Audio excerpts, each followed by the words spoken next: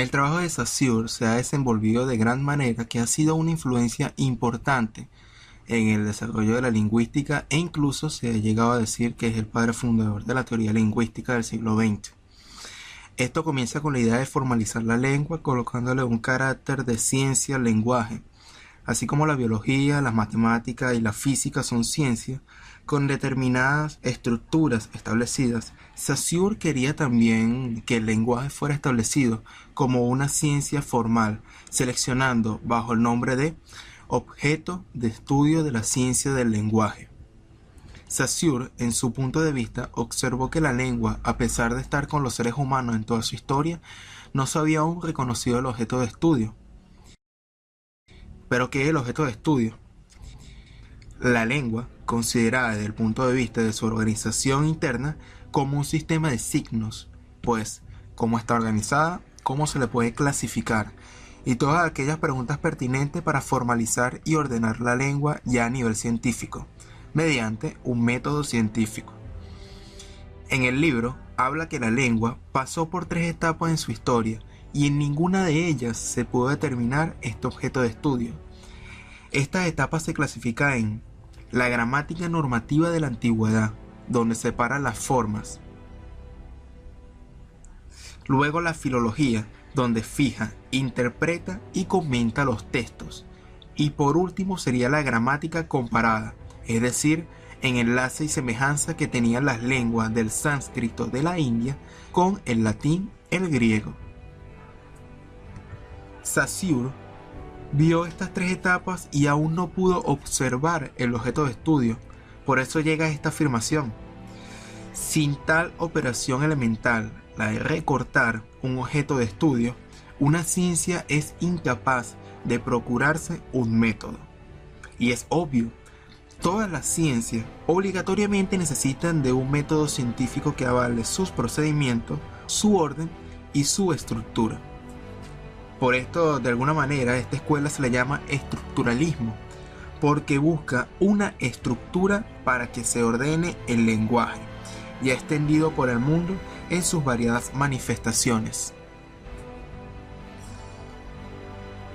Para realizar esta estructura tuvo que ir a la materia prima de la lingüística.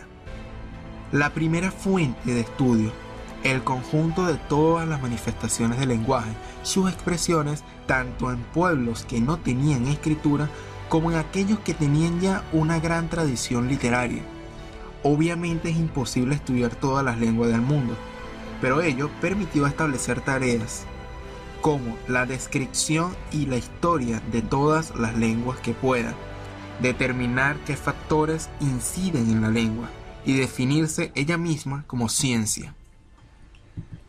Saussure vio algo particular en la lingüística, que a diferencia de otras ciencias como la biología, que cuando va a estudiar un ser vivo como el gato, veremos que el gato seguirá siendo igual para los latinos, para los asiáticos o para los europeos, es el mismo animal, pero en la lingüística no sucede así por ser palabras.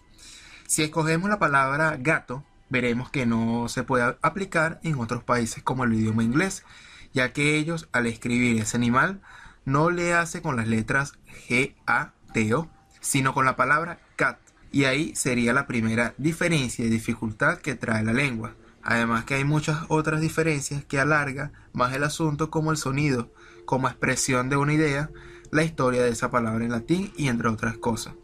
Por tanto, la lengua tendría una estructura muy compleja por construir, ya que no todos tienen el mismo idioma, la misma estructura ni el mismo significado. Por eso él dice, objeto a la vez integral y concreto. Ser una ciencia a nivel que las demás, aún teniendo demasiada diversidad lingüística. Luego de esta pequeña síntesis, ahora podemos entrar de lleno a algunos puntos primordiales en los que se basa esta nueva estructura de la propuesta de Saussure para concretar estas tareas. Los 3 primeros componentes que vamos a encontrar en el estudio de la escuela estructuralista serían lenguaje, lengua y habla. Hubo una necesidad metodológica, necesidad de crear un primer método de estudio para abarcar todas las lenguas posibles y que pudieran ser el estudio de cualquier idioma. Aunque las palabras lenguaje y lengua se parecen, no son lo mismo. Lenguaje le cabe a cualquier idioma, pero no es exclusivo de un solo idioma. ¿Qué quiero decir? El español es un lenguaje, pero el inglés también es un lenguaje. El francés o el chino también lo es. Por tanto, el lenguaje sería la manera de abarcar todos los idiomas, la totalidad absoluta de cada fenómeno, forma y modismo que tienen cada uno, a pesar de sus diferencias. Se caracteriza porque es físico, porque se oye, puedes captarlo por la audición. Es fisiológico, porque se articula el sonido mediante una parte de tu cuerpo, que es la boca. Y es psíquico, porque nace primeramente en la mente, donde se crean todas las ideas que luego vas a decir. Y puede pertenecer como dominio propio y dominio social, en el compartir de ideas mediante el signo lingüístico de un idioma en concreto. Luego tenemos la lengua. Es de dominio colectivo y social. Está en la mente de todos y cada uno de los hablantes. El sistema de la lengua no varía en persona a otra. La lengua no se puede modificar.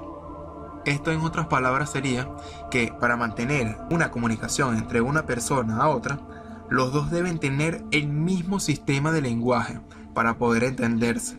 Algo ya establecido y sin modificaciones para que no haya malentendidos. Y por último tenemos el habla. A diferencia de la lengua, el habla es de dominio exclusivamente individual. Es el uso que se le da a la lengua por cada persona, y esta, por ser individual, hay demasiados cambios y formas, tantas como las mentes. En síntesis, primero tenemos el lenguaje, donde abarca la totalidad de los idiomas, para estudiarla en una estructura establecida. Luego tenemos la lengua, que es social y sin modificación para que haya un entendimiento entre un individuo a otro. Y por último tenemos el habla, que es individual y con muchas variables por los millones de habitantes que la hablan y cambian. Totalidad social e individual. Este libro también nos habla sobre la confusión que existe entre lengua y habla. Y hay que tener claro que mientras uno es social, la lengua, el otro es individual, que sería el habla. Y aquí el cuadro comparativo entre los dos conceptos. Básicamente, esto es para explicar que en la mente de una persona, de un emisor, se crea una idea o concepto, luego emite los sonidos y llega al oído del receptor, y donde asocia la imagen acústica en un concepto en su mente. Entonces, en la clase nos aparece el siguiente término: lingüística. El libro explica que lingüística sería simplemente la ciencia que estudia los signos. Las palabras son signos. Por tanto, hubo la necesidad de crear otro tema de estudio, el signo lingüístico. Y se definiría como la relación que tienen el significado y el significante, y que están estrechamente unidos en nuestra mente. ¿Cómo entender esta clasificación? Colocamos la palabra gato. Ponemos significado y significante. Significado tiene que ver con el concepto. Por lo tanto, como concepto, tenemos la imagen de un felino. Eso es lo que significa. Mientras que el significante, colocamos la imagen acústica, que sería la palabra G-A-T-O. Para significante, la imagen acústica es simplemente la palabra escrita. Como el sonido, lo acústico, se puede reflejar en una imagen, y eso lo permiten las palabras. Por eso se le dice imagen acústica.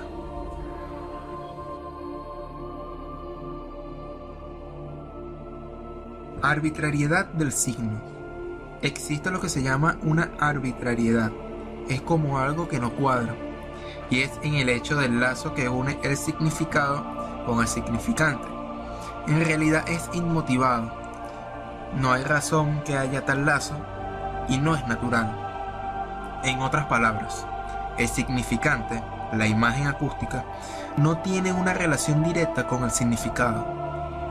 Esto es difícil de ver con las palabras que ya conocemos, ya que de una vez las palabras escritas como lápiz, hoja, arepa, pan, lo relacionamos inmediatamente con un concepto, un significado, y creemos que la palabra nos muestra directamente su significado.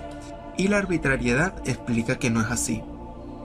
Pero una de las formas de entender este punto sería viendo palabras de otro idioma, palabras que no conocemos.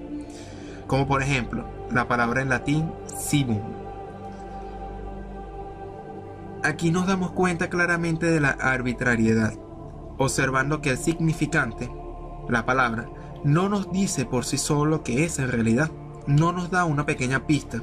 No existe un lazo que une naturalmente a un significado y que podamos saberlo inmediatamente. No hay un motivo que exista para tal lazo. Solo sabiendo aparte su significado, ya ahí nuestra mente crea el lazo. En este caso, la palabra civum tiene que ver con el significado carne. Esto lo podemos probar con muchas de las palabras en otros idiomas o desconocidas de nuestro propio idioma para darnos cuenta de la arbitrariedad entre el significante y el significado. Es muy difícil de hacer cuenta con las palabras que ya conocemos porque la mente ya ha creado ese lazo automáticamente.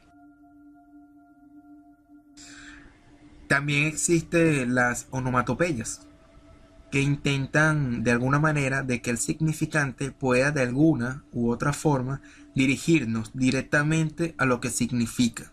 Se trata de cumplir en los sonidos, en los animales como miau o guau guau. Pero aún se sigue considerando una arbitrariedad porque no es una aproximación exacta al sonido.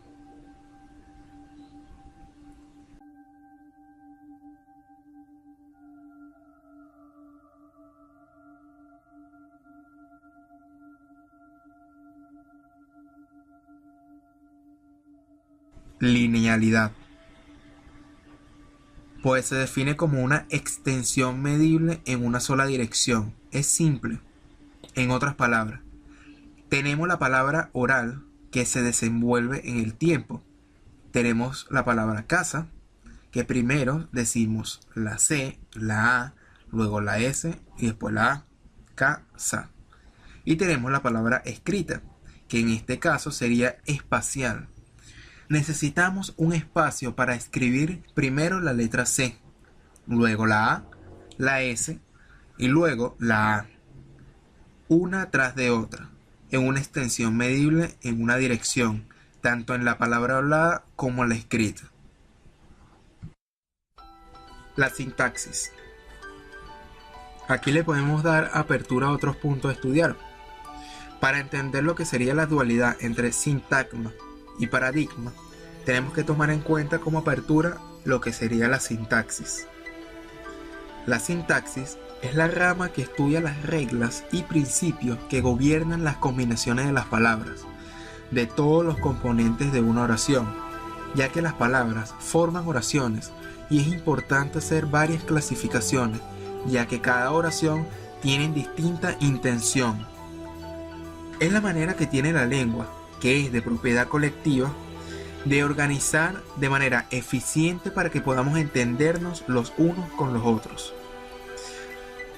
La sintaxis más básica o la oración más básica es sujeto, verbo y predicado. Por lo tanto, esta sintaxis se clasifica en dos componentes: sintagma y paradigma. Los sintagmas son combinaciones, se caracterizan por su extensión. Estas relaciones son en presencia, apoyadas en dos o más unidades consecutivas y que determinan un sintagma. Son términos en presente en una serie con características de extensión y de sucesión, un signo tras otro. Los sintagmas, por la cantidad de oraciones y variantes que había, tuvo que haber una clasificación. Una de esas clasificaciones tenemos la más simple, que sería la nominal, donde tenemos un especificador o determinante, un núcleo y un complemento, que forman una oración, donde el determinante tiene una serie de requisitos igual a las otras dos. Tenemos la palabra la casa nueva. Cumple como un sintagma nominal por cómo está constituido. Si vemos las características de nominal, vemos que la es un artículo casa un pronombre y nueva sería un adjetivo. Y así se va construyendo oraciones según lo que pida cada sintagma. No solo existe el sintagma nominal, hay otros 4, que la cual sería verbal, adjetivo, adverbial y preposicional. Y vemos que cada uno tiene en sus componentes sus propias condiciones para establecer un sintagma o una oración.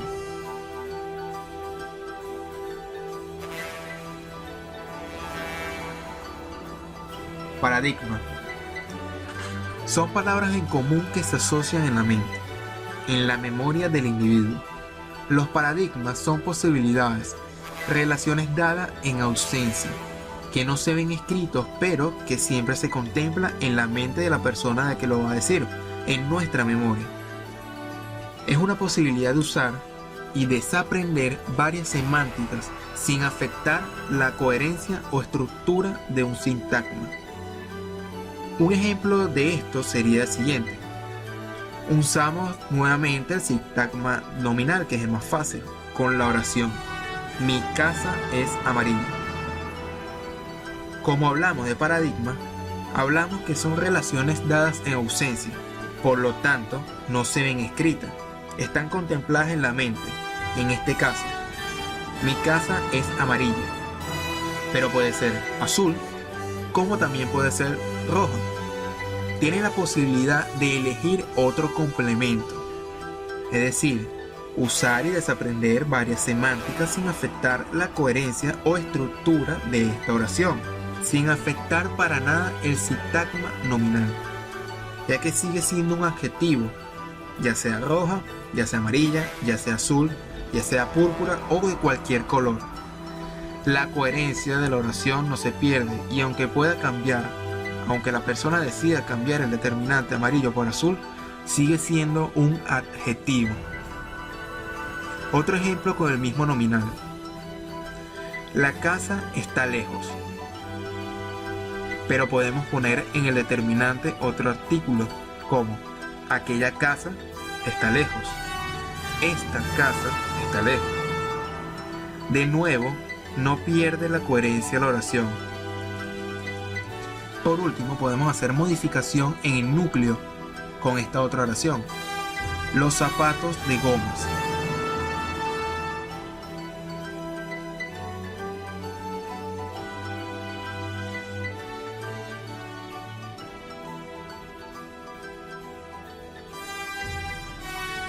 Y mantiene la coherencia en la oración, en este caso en el sintagma nominal.